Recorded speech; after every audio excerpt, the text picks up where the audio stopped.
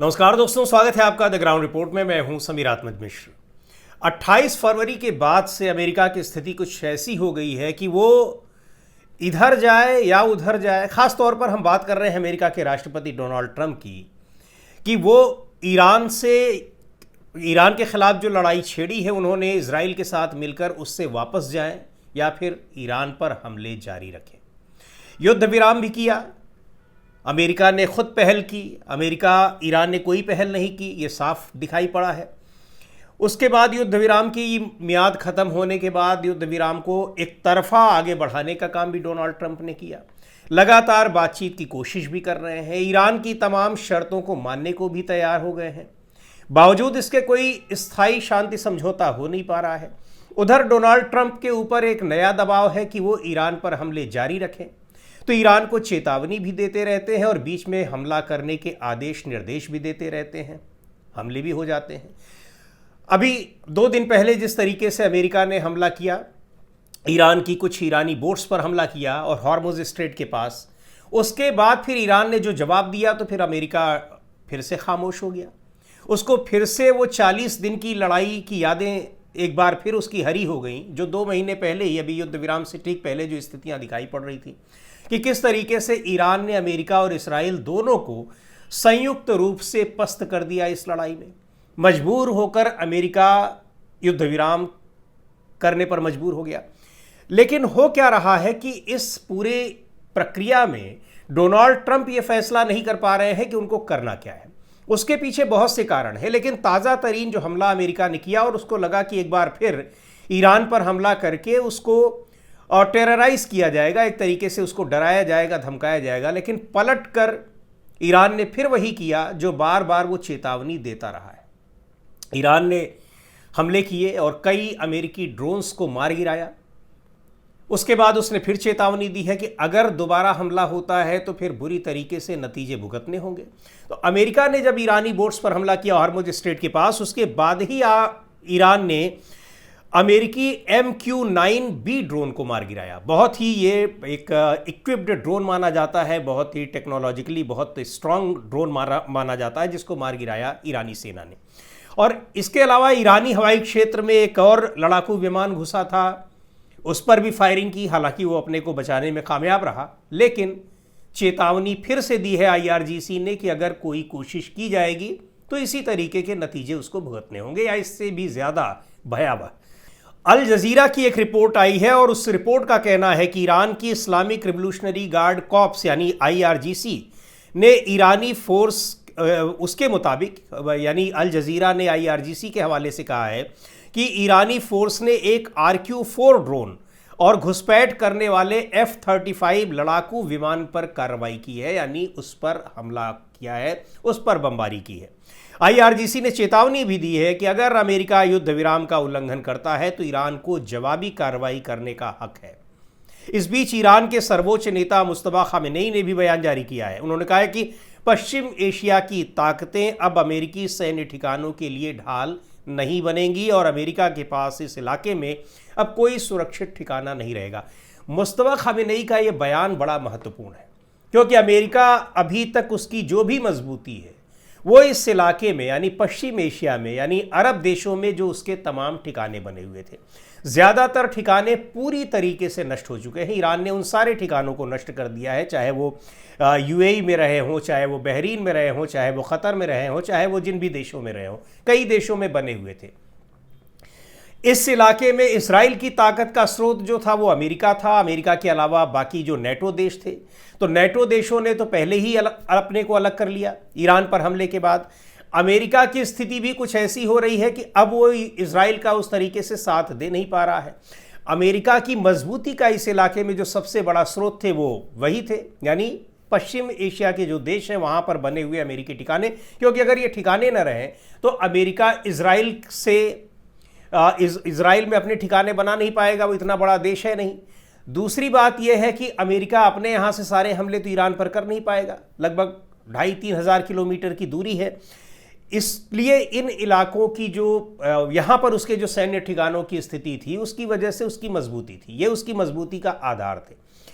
अब पश्चिम एशिया में भी जिस तरह से अमेरिका और इजराइल के साथ संबंधों की एक पुनर्पड़ताल की जा रही है, एक बार फिर उनका इवेल्युएशन किया जा रहा है कि आखिर इनके साथ रहने से हमको मिला क्या है और नुकसान क्या हुआ, फ़ायदा क्या हुआ, उसको देखते हुए अब अमेरिका दोबारा उसी तरीके के अपने बेस यहाँ पर बना पाएगा, उसकी संभावना नहीं दिखाई पड़ रही है। हाँ, थोड़े बहुत अगर जहाँ पर वो पूरी तरह से जो बेस नहीं नष्ट हुए होंगे वहाँ वो रिपेयरिंग करा सकता है, कुछ टेम्परेरी चीज़ें बना सकता है, लेकिन ये जो पूरा सेंटकॉम है, अमेरिका का जो सेंट्रल कमांड है, यानी ये जो पश्चिम एशिया में उसका जो मुख्यालय है, वो जो ऑपरेट हो रहा था, अब वो उस तरीके से ऑपरेट नहीं हो पाएगा जैसे ईरान युद्ध से पहले वो ऑपरेट हो रहा था। और सारी चीज़ें, सारी गतिविधियाँ नियंत्रित हो रही थी, उनके सैनिकों को ठिकाना मिला हुआ था, सेना के अस्त्र शस्त्रों को ठिकाना मिला हुआ था, लेकिन अब वो ठिकाने ही बेठिकाने हो गए हैं, यानी नष्ट हो गए हैं।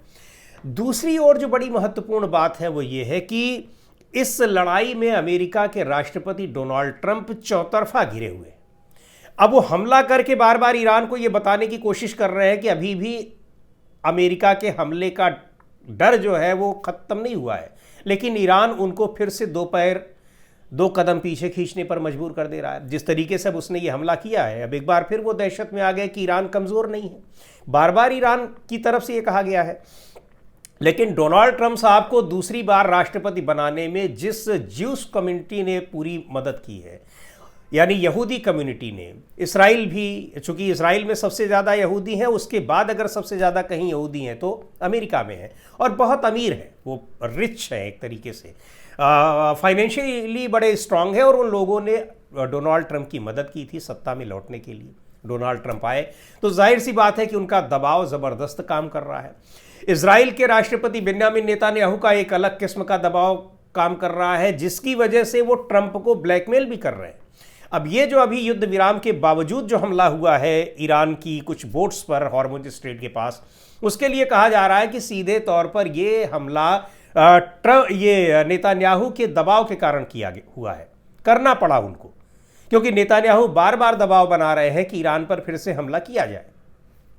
क्योंकि नेतन्याहू एक आर पार की लड़ाई लड़ने से ज़्यादा वो अपने देश में अपनी स्थिति को मजबूत करना चाहते हैं कि जब तक वॉर में उलझे रहेंगे, उनके खिलाफ तमाम मुकदमे चल रहे हैं, उन मुकदमों पर रोक लगी रहेगी। अक्टूबर नवंबर में वहाँ संसदीय चुनाव भी होने हैं, उनको लगता है कि लड़ाई जारी रही तो संसदीय चुनाव में उनको फ़ायदा हो सकता है। ये अपने उनके असेसमेंट है, उनकी अपनी ज़रूरतें हैं, लेकिन अपनी ज़रूरतों की वजह से डोनाल्ड ट्रंप को वो किस तरह से ब्लैकमेल कर रहे हैं, ब्लैकमेलिंग के पीछे सीधे सीधे कारण बताया जा रहा है एप्स्टीन फाइल्स को।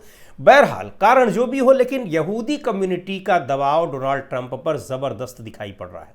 यहाँ तक कि कुशनर जो उनके अपने दामाद हैं, और जब वार्ताकारों की जो टीम है, 3 लोग हैं, उसमें एक वार्ताकार वो भी हैं, वो भी जाहिर सी बात है कि ट्रंप से ज़्यादा वो नेतन्याहू के दबाव में काम करते हैं, यहूदी कम्युनिटी के लिए काम करते हैं। चूँकि यहूदियों के लिए कहा जाता है, उसके लिए वो अमेरिकी नागरिक भले हो, लेकिन अमेरिका फर्स्ट नहीं है, उनके लिए इजराइल फर्स्ट है। और यही बात अब अमेरिका में ट्रंप के लिए कही जाने लगी है कि ट्रंप के लिए अमेरिका फर्स्ट के बजाय अब इजराइल फर्स्ट हो गया है। यानी वहाँ इजराइल को लेकर जिस तरीके से अब एक फ्रैक्शन पैदा हो गया है, एक विभाजन पैदा हो गया है कि कुछ लोगों का कहना है कि इजराइल के चक्कर में अमेरिका अपने को बर्बाद कर रहा है और डोनाल्ड ट्रंप ब्लैकमेलिंग के शिकार होकर बर्बाद कर रहे हैं अमेरिका को। तो इजराइल की मदद तो की जाए, लेकिन इस तरह मदद न की जाए कि अमेरिका ही बर्बाद हो जाए। अब आपने देखा भी कि ट्रंप पर यहूदी कम्युनिटी ने उनको बनाया भी है, तो जाहिर सी बात है कि दबाव रहेगा ही। और उनकी अपनी जो एक कोर टीम है, उसमें भी तमाम यहूदी लोग हैं। नेतन्याहू का दबाव अलग, लेकिन इन सब के अलावा जिस तरह से सेना का, आम लोगों का, अमेरिका के लोगों का और वहाँ के तमाम डेमोक्रेट्स और अपनी रिपब्लिकन पार्टी के लोगों का जो दबाव बन रहा है कि इस युद्ध से अपने को खींचा जाए, बाहर निकाला जाए, इस द्वंद्व में बुरी तरीके से फंसे नजर आ रहे हैं डोनाल्ड ट्रंप। बीच बीच में वो कोशिशें कर दे रहे हैं कि दबाव में आकर हमले भी कर दे रहे हैं, लेकिन उनकी पूरी कोशिश है कि किसी भी तरीके से इस लड़ाई से हाथ खींच लिए जाएं। अच्छा, एक और बड़ी महत्वपूर्ण बात है, अब वो हाथ तो खींच रहे हैं, लेकिन जिस तरह से ईरान के साथ अब समझौता कर रहे हैं, तो अभी तक जो लोग ईरान पर हमले को लेकर उनका समर्थन कर रहे थे, यद्यपि बहुत कम लोग हैं, लेकिन जो लोग समर्थन कर रहे थे वो अब ये कह रहे हैं कि आपने ईरान के आगे घुटने टेक दिए तो इस लड़ाई से अब अमेरिका को मिला क्या। तो बड़ी अजीब सी स्थिति में इस समय दिखाई पड़ रहे हैं डोनाल्ड ट्रंप, और उनके व्यवहार में, उनकी कार्यशैली में, उनकी भाषा में, और जिस तरीके से वो पत्रकारों के सवालों के भी जवाब देते हैं, जिस तरीके से उनके बयान आते हैं, इससे साफ नज़र आ रहा है कि किस कदर और कितना ज़्यादा दबाव उनके ऊपर पड़ रहा है। और इस दबाव के आगे वो अपने को असहाय महसूस कर रहे हैं कि जाएं किधर, देश के लोगों की तरफ जाएं, यहूदी कम्युनिटी की तरफ जाएं, नेतन्याहू की तरफ जाएं, या फिर अपने व्यापार की तरफ जाएं। और इस दबाव में आकर वो कभी ईरान को धमकी देते हैं, कभी ईरान पर हमला करते हैं, कभी उससे कहते हैं कि आप समझौता कर लीजिए, कभी कहते हैं कि आपकी हम सारी शर्तें मानेंगे, कभी कहते हैं कि हम ख़त्म ही कर देंगे। समझ में ही नहीं आता वो क्या कर रहे हैं, लेकिन वो जो कुछ भी कर रहे हैं पूरी दुनिया उसका खामियाजा भुगत रही है। आज के वीडियो में इतना ही। अगले वीडियो में फिर मिलेंगे एक नए विषय के साथ, एक नए मुद्दे के साथ। द ग्राउंड रिपोर्ट के यूट्यूब चैनल को आपने अब तक सब्सक्राइब न किया हो तो ज़रूर कर लें। हमारे वीडियोस को लाइक करें, शेयर करें और अपने सुझाव हमें ज़रूर भेजें। एक और अपील है आपसे कि जब आप इसको लाइक करते हैं तो एक ऑप्शन आता है हाइप का। हाइप का मतलब है कि आप उसको अगर क्लिक कर देंगे तो आप इस वीडियो को अपने तमाम और दोस्तों तक पहुंचाने में मदद कर सकते हैं, यानी इसको ज़्यादा से ज़्यादा आप सर्कुलेट करने में मदद कर सकते हैं। तो आपसे अपील है कि आप लाइक करने के बाद हाइप बटन को भी दबा दीजिए।